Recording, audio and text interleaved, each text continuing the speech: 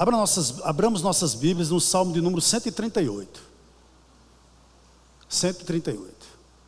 É o texto que nós vamos refletir na noite de hoje. Salmo de número 138. É um salmo de Davi. Só são 8 versos. Salmo 138, Salmo de Davi. Nós vamos pensar um pouquinho sobre esse texto na noite de hoje. Todos encontraram? Amém? Podemos ler? O texto sagrado nos diz assim: Eu te darei graça, Senhor, de todo o meu coração.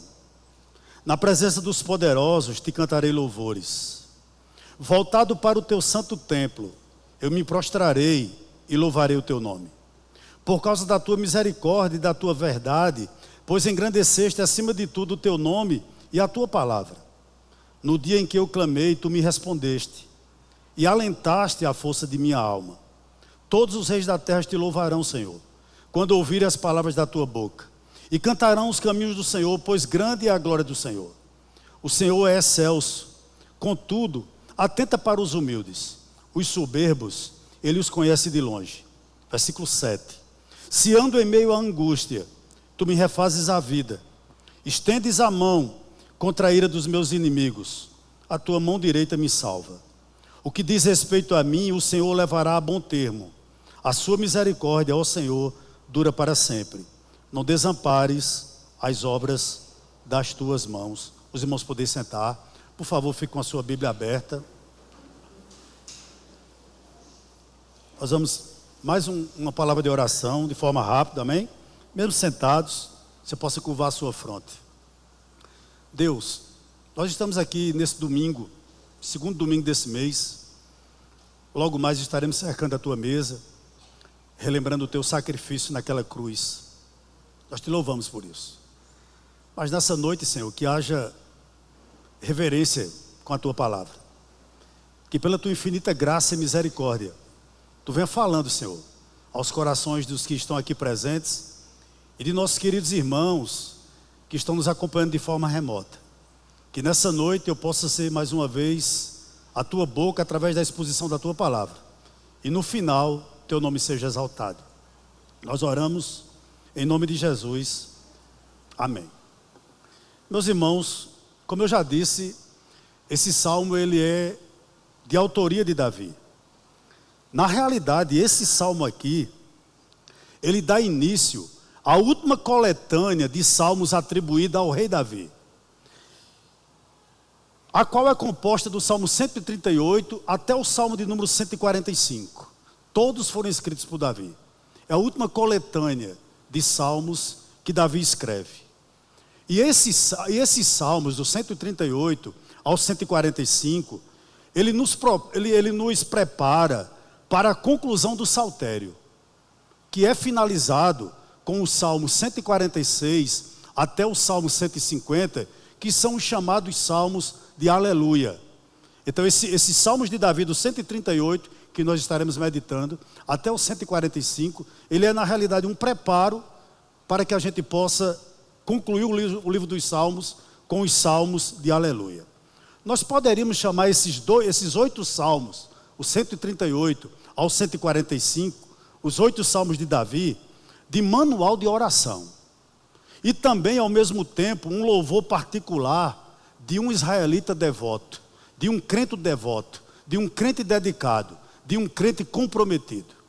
Esse belo salmo, irmãos, ele constitui, respectivamente, um cântico e uma expressão da inabalável confiança, uma vez que Davi expressa nesse salmo, entre outras coisas, o quanto Deus é fiel.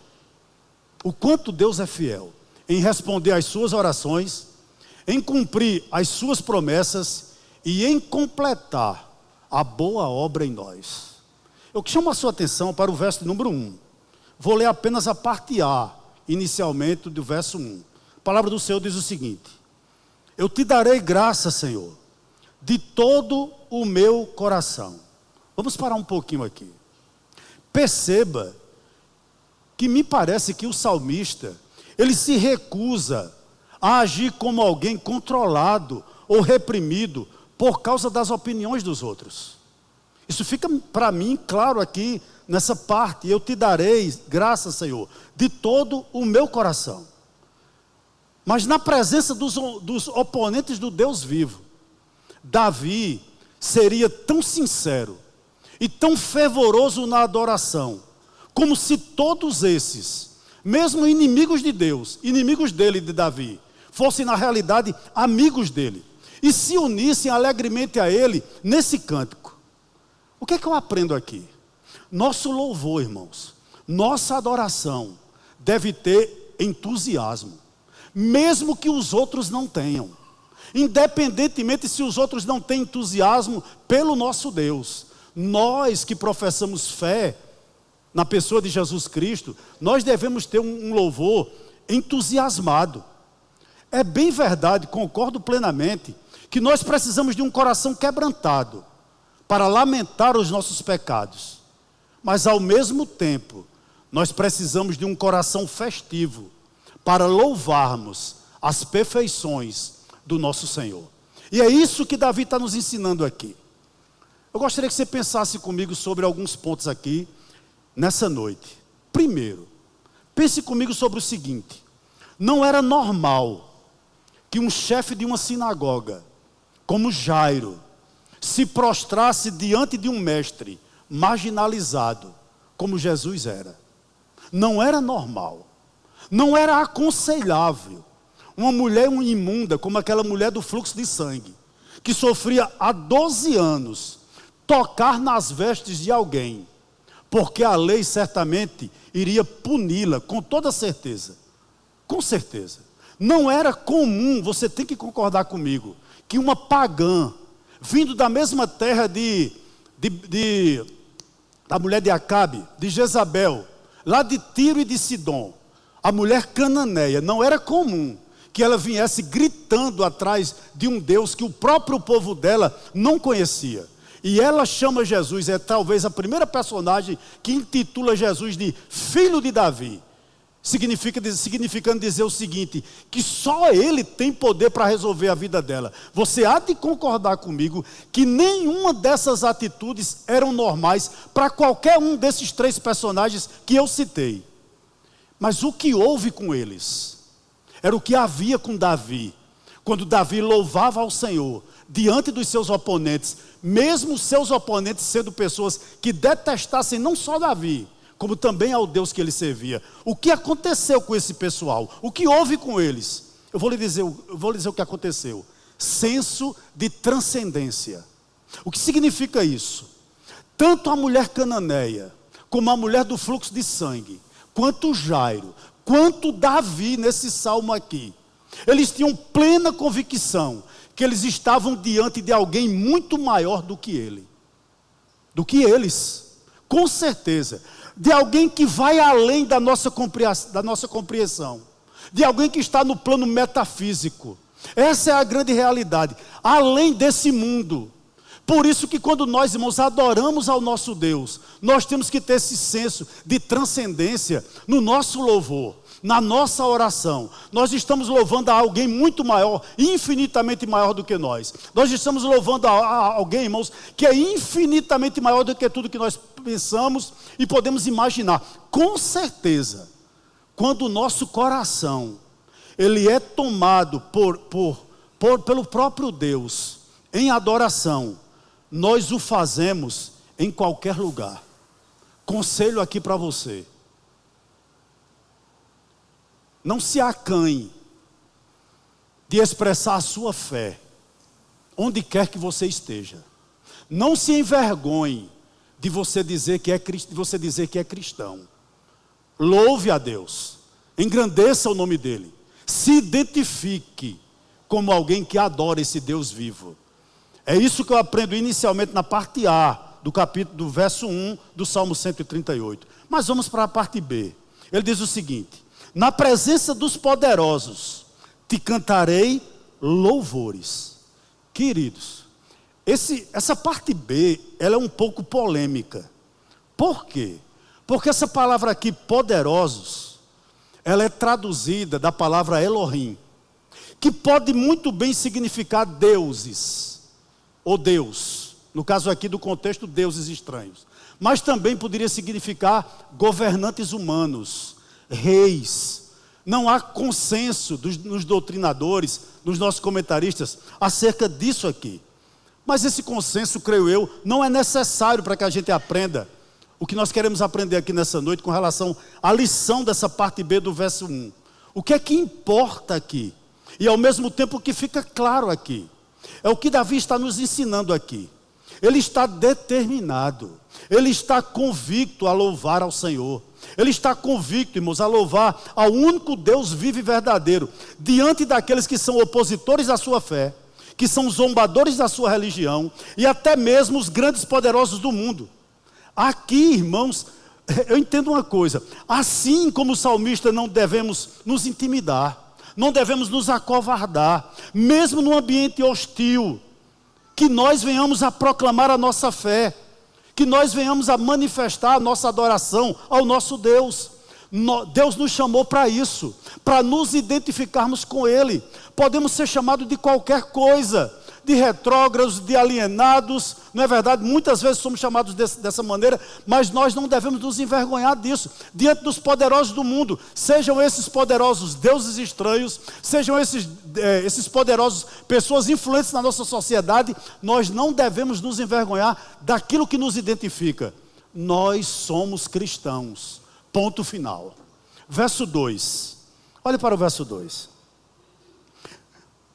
Voltado para o teu santo templo, eu me prostrarei e louvarei o teu nome, por causa da tua misericórdia e da tua verdade, pois engrandeceste acima de tudo o teu nome e a tua palavra. Oh, meus amados irmãos, o salmo aqui, mais particularmente nesse verso de número 2, ele demonstra por parte do salmista uma nobre mistura de ousadia, mas ao mesmo tempo de humildade.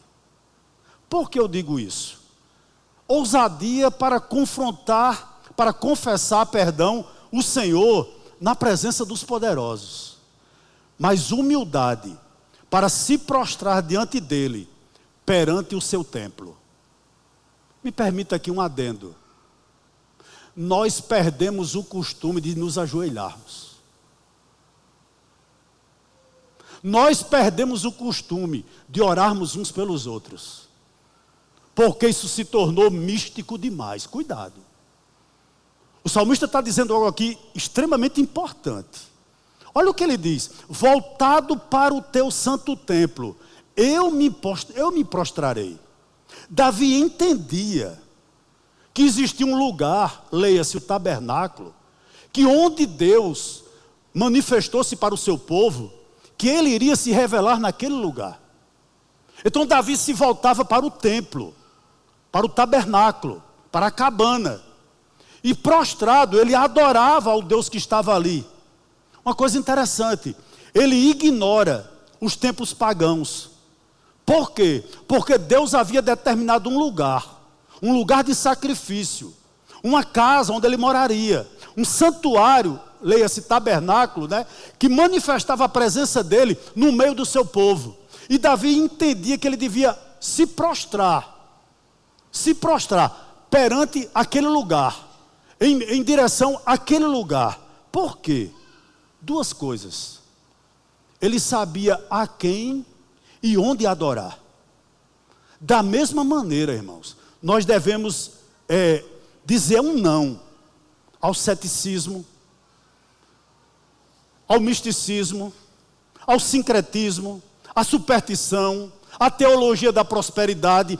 Nós temos que saber onde adorar e a quem adorar. Isso é primordial para nós. Nós devemos adorar a Deus da maneira dele. Entenda uma coisa aqui: Deus não recebe qualquer culto. Deus prefere uma igreja fechada do que um culto que ele não receba. E Davi entendia isso como ninguém. Os judeus olhavam para o templo. E nós olhamos para quem? Nós olhamos para Jesus. Por quê, pastor? Porque ele é o templo vivo da divindade. Mas há uma maneira de cultuá-lo. Não é verdade? Eu creio que o livro de Malaquias é esplêndido no que diz a esse respeito.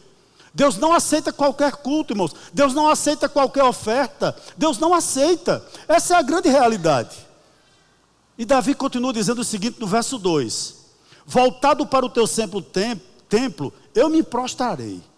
E olha o que ele continua dizendo: e louvarei o teu nome, por causa da tua misericórdia e da tua verdade. Pois engrandeceste acima de tudo o teu nome e a tua palavra. Eu gostaria que você atentasse para 2 pontos, nessa parte B do verso 2, em que o nome do Senhor é atacado. Primeiro, na sua misericórdia. Por que eu digo isso? Vou repetir o que eu li. Verso 2: por causa da tua misericórdia e da tua verdade, pois engrandeceste acima de tudo o teu nome e a tua palavra. Davi vai dizendo: eu continuarei te louvando pela tua misericórdia, mas também pela tua verdade.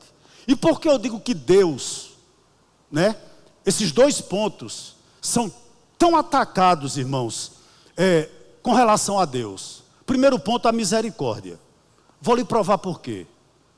Não cabe na mente de muita gente a doutrina do inferno. Como não cabe? Muita gente diz o seguinte: é um Deus firme demais, é um Deus terrível demais. Então o que é que o homem faz? O pensamento moderno, ele desaloja o Deus de Abraão, de Isaac e de Jacó, e estabelece uma divindade fruto da sua própria invenção. Um Deus, como nós vemos aí hoje em dia, que está a serviço do homem. Um Deus bonachão, que lhe atende a todo e qualquer momento, que vai lhe levar para o céu, nem precisa se converter. É esse Deus que tem sido criado muitas vezes em alguns arraiais. E o que me choca é que nós esquecemos que o pecado invadiu o universo e o inferno é uma necessidade do governo moral de Deus. E nós esquecemos mais ainda de Mateus 22. Talvez seja o texto para você ler quando chegar em casa, do verso 1 ao verso 14. O rei dá uma grande festa para o casamento do seu filho e manda uma primeira leva de servos convidar pessoas para ir vir para esse banquete.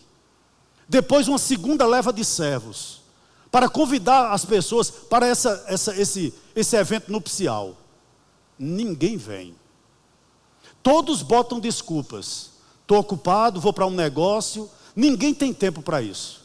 E então o rei, ele manda que os seus servos vão para as encruzilhadas e chame os bons e chame os maus. E diz a palavra do Senhor que muitos vêm. Interessante que entre esses entra um no banquete que não tem vestes nupcial. E o rei manda que ele seja amarrado e jogado no lugar onde haja choro e ranger de dente. Mas o que mais me choca nessa parábola é o versículo 14. Quando Jesus diz o seguinte: muitos são chamados e poucos são escolhidos. Por que muitos são chamados e poucos são escolhidos? Porque a igreja está chamando, a palavra está sendo proclamada, os cristãos estão saindo, nós estamos chamando, mas a questão de salvação não pertence a nós. É Deus quem escolhe, é Ele quem escolhe, e só fica quem Ele escolhe. Essa é uma grande realidade. E a misericórdia de Deus, ela é atacada, mas não só a misericórdia, à luz desse verso 2, também a sua verdade. Meus irmãos, ninguém pode conhecer a Deus sem conhecer a sua palavra. É impossível você conhecer ao Deus vivo, ao Deus que nós proclamamos, ao Deus Pai, ao Deus Filho, ao Deus Espírito Santo. É impossível alguém conhecê-lo sem conhecer a sua palavra. Por que eu digo isso? Porque os céus, eles declaram a majestosa glória de Deus, mas nas Escrituras transborda a sua misericórdia infinita. Porque alguém só pode conhecer a Deus plenamente através das Escrituras. Vou lhe dizer também, se Deus se dirige aos nossos olhos por meio da criação, Ele apela aos nossos ouvidos por intermédio da sua palavra. Não adianta, irmãos, nós pensarmos que nós conhecemos a Deus, se nós não conhecemos a sua palavra. O que é que eu aprendo aqui? A revelação supera a criação, na clareza, na definição, na plenitude de seu ensinamento. Céu e terra passarão, mas a palavra de Deus, ela não passará. Ela não passará. Se eu e você, e eu quero me incluir aqui, se nós não meditamos todos os dias, nós nos tornamos religiosos. Jamais nós vamos nos santificar. Você não vai se santificar porque você é filho de pastor. Você não vai se santificar porque você conhece grandes pregadores. Você não vai se santificar porque você tirou foto com pessoas influentes. Ou a palavra de Deus lhe liberta do pecado e lhe santifica, ou ninguém mais pode fazê-lo. Essa é uma grande realidade. E Davi está dizendo aqui o seguinte: Senhor, eu te louvarei pela tua misericórdia, mas também pela tua verdade. Que são dois pontos atacados demais quando se trata de evangelho. Verso 3, vai para ele por gentileza. Olha o que ele diz: no dia em que eu clamei, tu me respondeste e alentaste, ou seja, animaste a força de minha alma. Meus irmãos, assim como na vida do salmista, irmãos, a vida de todos nós que estamos aqui é de angústia e de louvor. Sempre caminha junto na vida de todos nós. Não tem nenhum de nós que estamos aqui, ou que esteja me acompanhando de forma remota. Você pode até esconder e dizer que sua vida é só louvor, mas você sabe a angústia que bateu na sua porta. Você sabe o que lhe aconteceu. Por quê, pastor? Porque nós vivemos assim, irmãos. Nós vivemos em eterna pressão e eterno livramento, até nós irmos para a glória. Isso é inevitável. E essa oração, esse salmo, com certeza, ele surgiu em um coração desencorajado, em um coração desanimado. Por que eu digo isso? Porque Davi pediu a Deus que alentasse a sua alma, em resposta à sua oração. Ou seja, quando Davi foi orar, como é que ele estava? Quem sabe talvez como muitos de nós aqui nessa noite. Sabe como Davi estava? Fraco. Ele estava ferido. Ele estava preocupado com seu coração. Ele estava cansado. Tem coisas, irmãos, que nos vêm, que produz isso na nossa alma, no nosso coração. Cansaço, desânimo, preocupação, fraqueza, ferimento. E o que Davi nos ensina? Davi nos ensina que os deuses não ouvem. Davi está nos ensinando aqui que nem tão pouco os deuses escutam nossas orações. Se eu pudesse, irmãos, colocar um memorial nesse salmo, sabe qual memorial eu colocava? Ao Deus que responde. A gente tem esquecido disso. Nós servimos a um Deus que responde. Guarde isso no seu coração. É isso que Davi está nos ensinando aqui. Mas Davi deixa um pouquinho de inveja para nós, não deixa? Vá para o verso 3. No dia em que eu clamei, o que foi que aconteceu? Tu me respondesse. Você pode dizer, mas rapaz, que Davi é um cara de sorte. Porque a oração, irmãos, ela foi ouvida e ela foi respondida no mesmo dia. É exatamente essa rapidez que a oração sobe ao céu. A sua oração, ela sobe ao céu na mesma hora. E a misericórdia também desce à terra. Mas vamos aprender uma coisa aqui. Às vezes, irmãos, a angústia é tão grande. Eu não sei se você já viveu isso, que a gente não tem nem força de orar. Na realidade, tem ocasiões na nossa vida que nós não sabemos nem como orar, nem por onde começar. Como Deus é maravilhoso. Sabe por quê? Porque Deus é capaz de interpretar choros.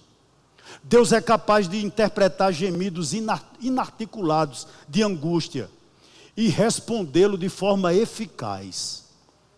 Atente para o seguinte, há um detalhe aqui importantíssimo nesse verso 3, que eu gostaria que você não perdesse comigo.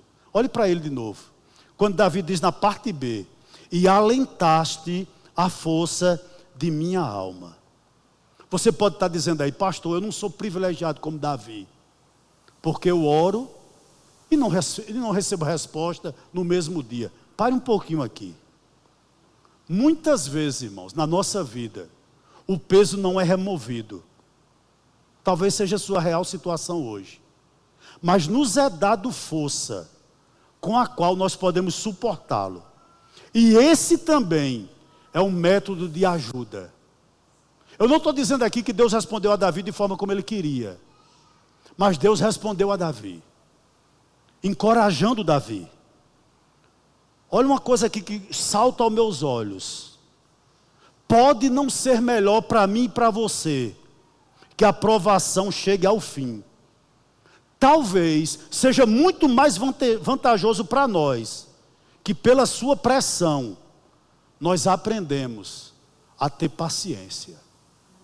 Sabe o que eu aprendo aqui nessa noite? Como tem gente, inclusive eu, precisando de aprender a ter paciência. Que a coisa não é no seu tempo. Não é da maneira como você quer. Não é como você idealizou. E Deus está lhe dando força para você suportar. Não tem suportado até agora? Suporte um pouco mais. É válido para mim também. Por que eu estou dizendo isso? Porque Deus faz isso com a gente? Não resolve, mas dá força para continuar. Por que Deus faz isso com a gente? Porque nem sempre é a situação que tem que ser removida, irmãos. O caso mais comum é que o próprio homem precisa mudar. A sua situação, você suporta. E talvez Deus queira lhe ensinar uma coisa que você não está percebendo. A situação não vai melhorar. Deus vai dar força e vigor a você para suportá-la. Porque talvez quem precise mudar somos nós. Foi duro ouvir isso sexta-feira para mim, né? Porque primeiro rasga em mim, para depois poder falar a vocês. É isso que eu aprendo aqui. Verso 4 e verso 5. Olhe para ele. Olha o que Davi está dizendo. Todos os reis da terra te louvarão, Senhor, quando ouvirem as palavras da tua boca. E cantarão os caminhos do Senhor, pois grande é a glória do Senhor. Meus irmãos, normalmente nós achamos que os poderosos têm pouco ou nenhum interesse em ouvir a palavra de Deus. É verdade. É ou não é? As pessoas que detêm o poder, a grande maioria delas, não querem nada com Cristo. Absolutamente nada. Mas eu gostaria de lembrar algo para você e para mim. Nós devemos nos lembrar que os poderosos desse mundo, o caminho da conversão para eles é o mesmo que é para nós. Isto é, arrependimento e fé em Jesus Cristo. Lembrando que a fé vem pelo ouvir. E ouvir a palavra de Deus. Uma lição missionária para nós aqui nessa noite, com base nesses dois versos. Há pessoas que na nossa avaliação estão tão encastelados no pecado, na luxúria, na sua boa vida, talvez até pessoas familiares nossas, que nós fazemos o seguinte pré-julgamento: não tem salvação para essa pessoa. Ela tem um coração inatingível. Você tem pessoas assim? Que vivem, irmãos, de uma forma, digamos assim, nababescamente, por cima da carne de sol. Tudo que tem, humanamente falando, ela consegue. E você, quando está diante dessa pessoa, você cola as placas. Porque você diz, ela precisa de quê? É inatingível, não vai querer nada com Jesus. Interessante que Davi pensava muito diferente de nós. Eu quero lembrá-los que ele era rei. E ele se preocupa aqui com a sua própria ordem. Deixa eu fazer aqui um adendo importante. Quem arrumou os salmos aqui, eu não sei quem foi. Mas a pessoa que colocou os salmos nessa ordem, no meu entender, ele foi muito feliz. Porque o Salmo 138, ele é um salmo de louvor. Mas no Salmo 137, Fica uma coisa, é um salmo, né, dos cativos lá da Babilônia, quando eles penduram as suas harpas e os seus instrumentos nos salgueiros da Babilônia, sem querer cantar. Sem querer cantar. Embora os babilônicos pedissem para que eles louvassem o nome do Senhor, mas eles preferiam, irmãos, não louvar ao Senhor. E aqui no Salmo 138 é um salmo de louvor. O que é que eu aprendo? O que é que tem a ver com isso aqui, pastor? O que é que tem a ver com isso aqui? Nós não podemos, irmãos, misturar o que é de Deus com o que é do mundo. Você não precisa salmodiar, colocar louvor em festa mundana. E você também não precisa participar disso. Deus não se agrada disso. É tantas pessoas, eu vejo pessoas bebendo ao som de louvor. Pessoas vão para a festa ao som de louvor.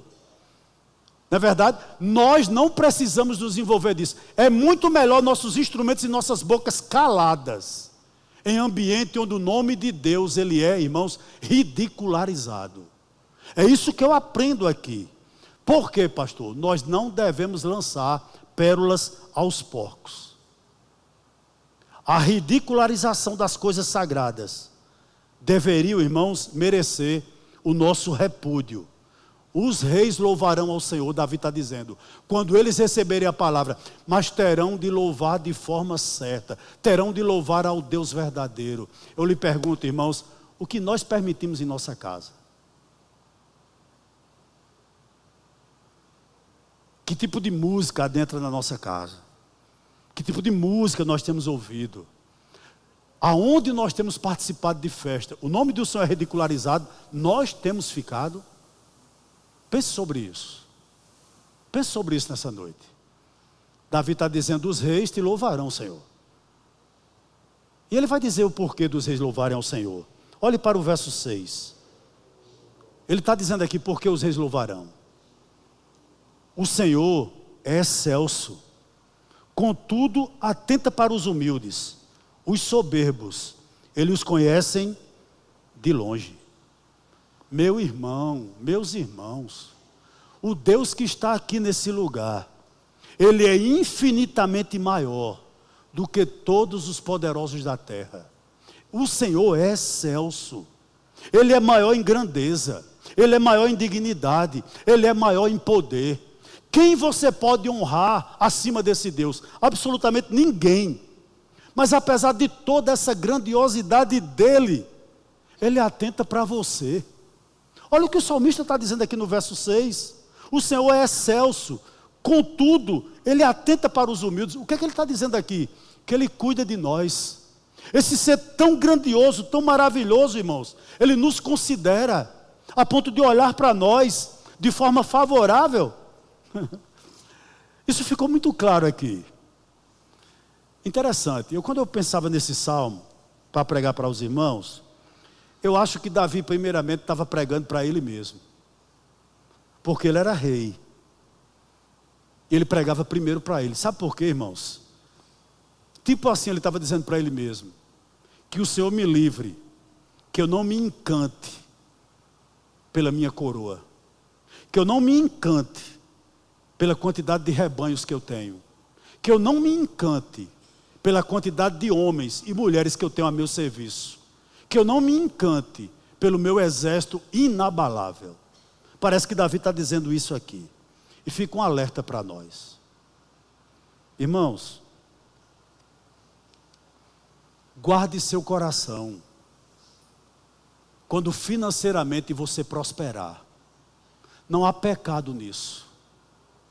Guarde seu coração, quando você puder frequentar um restaurante melhor, usar uma roupa melhor, comprar um carro melhor, não há nada de errado com isso. Mas proteja seu coração. Guarde o seu coração quando você for promovido. Guarde o seu coração quando o seu nome estiver sob os holofotes. Guarde o seu coração. Sabe por quê? Porque, como diz Calvino, nosso coração é uma fábrica de ídolos. E a fama, o dinheiro, a luxúria, ela tende a nos tornar arrogantes. Portanto, guarde seu coração. Mantenha-se humilde. Deixa eu lhe dar um conselho. Todos nós devemos lembrar o seguinte: eu dependo totalmente de Deus. Essa é uma grande realidade. Sabe por que eu lhe digo isso? Sabe por que eu estou dizendo para que você guarde seu coração e se mantenha humilde? Pelo seguinte: são para os humildes que Deus olha com prazer. São para os humildes que Deus olha com carinho.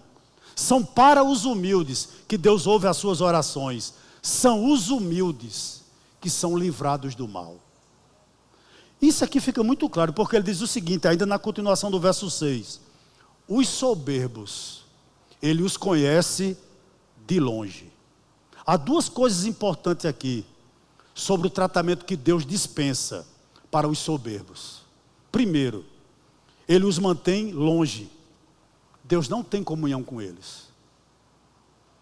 Irmão, Deus resiste aos soberbos, mas dá graça aos humildes. Nós fomos aqui informados pelo irmão Roger que possivelmente alguns moradores de rua vêm nos visitar.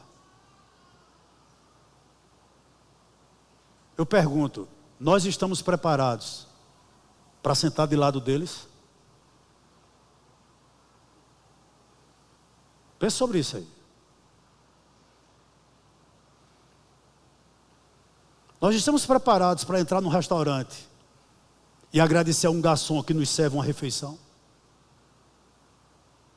Você está preparado para uma recepção de um hospital, mesmo que não seja atendido, você dê prova do que você crê e do que acredita? Numa UPA, por exemplo, quando você é ignorado? Nós estamos preparados para sermos tratados muitas vezes de forma rude e permanecermos serenos? Nós estamos preparados? São esses os humildes. Pessoas que sabem que na realidade eles não são nada. Nós não somos absolutamente, irmão, nós somos pó e cinza. Pó e cinza. Deus resiste aos soberbos a ponto de mantê-los longe dele. E outro, Deus não se deixa enganar por eles. Eu gostaria de dizer algo aqui para você, meu irmão. Deus sabe quem nós somos. Deus sabe quem nós somos. Deus conhece tanto o humilde, mas de longe Ele conhece o soberbo. De longe, irmãos, Ele conhece a sua futilidade, o vazio da sua alma e o vazio das suas ofensas. Dois exemplos aqui, como Deus trata o soberbo e conhece. A oferta de Caim. Por que Deus rejeitou a oferta de Caim? Porque antes Deus rejeitou Caim. Porque Caim era um soberbo. A oração do fariseu e do publicano, estão lembrados? Quem saiu justificado daquele templo? O publicano. E por que Deus não recebeu a oração do fariseu? Porque Deus conhecia a sua soberba. Então Deus, irmãos, Ele não se deixa enganar por eles. Eles o mantêm de longe. Mantém longe dele. Essa é uma grande realidade. É uma grande realidade. Verso 7, verso 8. Eu vou terminar, porque meu tablet só tem 15% de bateria. Verso 7 e verso 8 eu vou terminar agora. Olhe para ele. Vamos ler? Diz assim o texto sagrado. Verso 7. Se ando em meio à angústia, tu me refazes a vida. Estendes a mão contra a ira dos meus inimigos. A tua mão direita me salva. Pare um pouquinho aqui. Não existe, irmãos, eu não sei o que, eu sou sincero, eu não sei o que está havendo com a população mundial. Aonde eu chego, interessante, parece que eu atraio essas pessoas. Os angustiados me procuram. Você acredita? Onde eu chego, em qualquer ambiente que eu estou, vi uma pessoa angustiada conversar comigo. E assim, na realidade, eu detecto que ele está com um problema emocional. E eu vou mesmo na ferida. Sabe? Dos angustiados. Interessante que o salmista está dizendo aqui. Se ando em meio à angústia. Ou seja, Davi está dizendo o seguinte. Naqueles dias que eu não tenho paz. Naqueles dias, Senhor, que o sono foge. Todos nós experimentamos isso, sim ou não? Naquele dia que nós somos muito incomodados, na noite escura da alma, Davi está dizendo o seguinte, olha: se ando em meio à angústia, tu me refazes a vida. Irmãos, o que é que Davi está nos ensinando aqui? Evidentemente inspirado pelo Espírito Santo. Que no mundo nós estaremos experimentando esse sentimento. Talvez você entrou aqui com esse sentimento no seu coração. Um sentimento de angústia. Eu tenho algo de Deus para lhe dizer nessa noite. É Deus quem pode lhe levantar. É Deus que pode lhe dar uma nova oportunidade. É o Senhor que pode nessa noite lhe reerguer.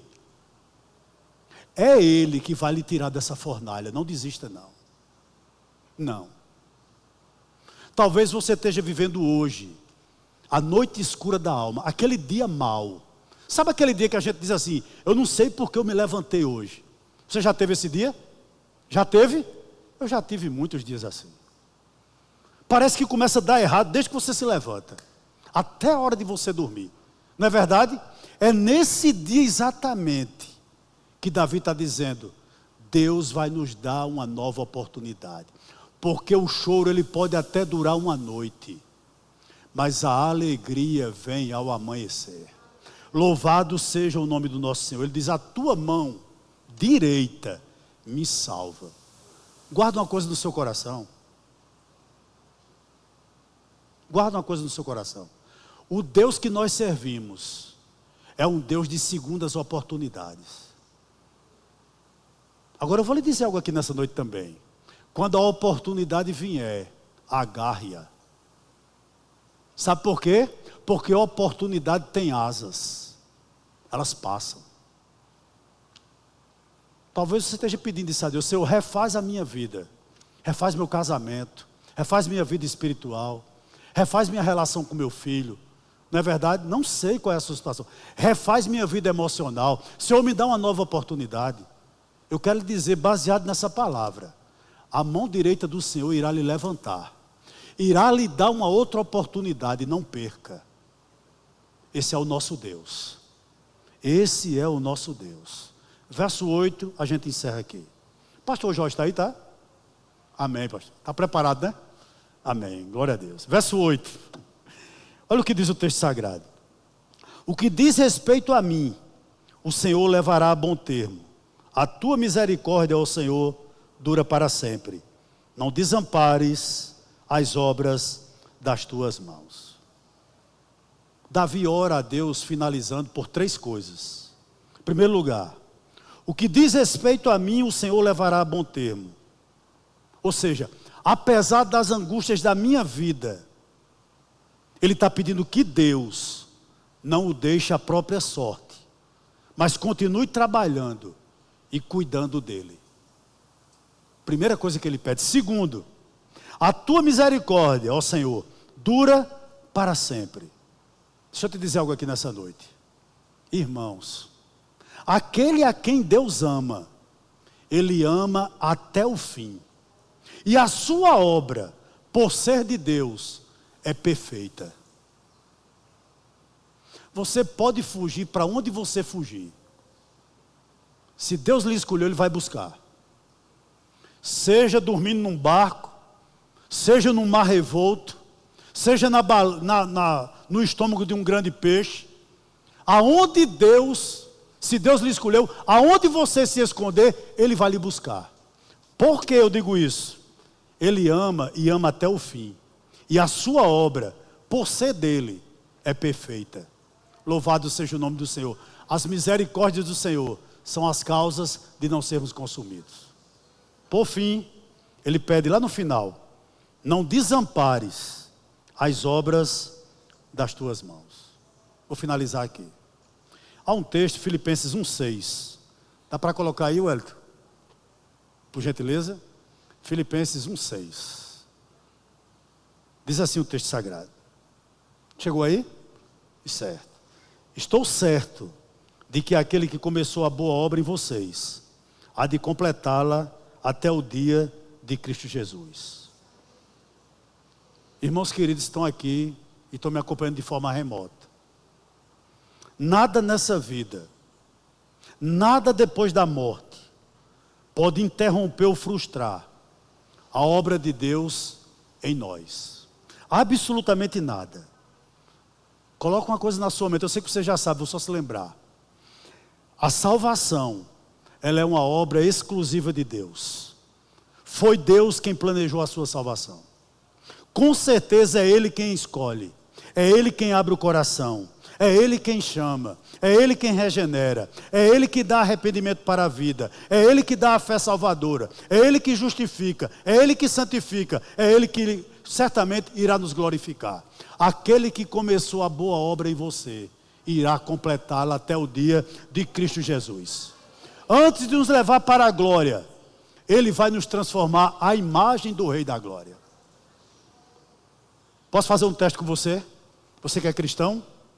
Olha 2 anos atrás na tua vida. Quem você era? Um pouquinho mais, há 10 anos atrás. Há 24 anos atrás, quem eu era? Eu fico pensando, irmãos. Pense você também. Aquele que começou a boa obra em você, está completando. Louvado seja o nome do nosso Senhor. É verdade que ainda gememos, né? Sob o peso do pecado. É verdade, irmãos, que ainda vivemos em um corpo de fraqueza. É verdade que ainda, irmãos, somos um ser muitas vezes ambíguo, às vezes contraditório, né? Aqui ainda a gente tropeça em muitas coisas. Contudo, quando Cristo voltar em glória, nós seremos transformados. A volta de Jesus é a consumação da agenda dele. Com certeza, uma agenda firmada pelo Pai, e Ele levará a bom termo. Aquele que começou a boa obra em você, não vai deixar pela metade. Ele vai completar até o dia de receber a mim e a você na glória. Louvado seja o nome do Senhor por isso. Amém, queridos?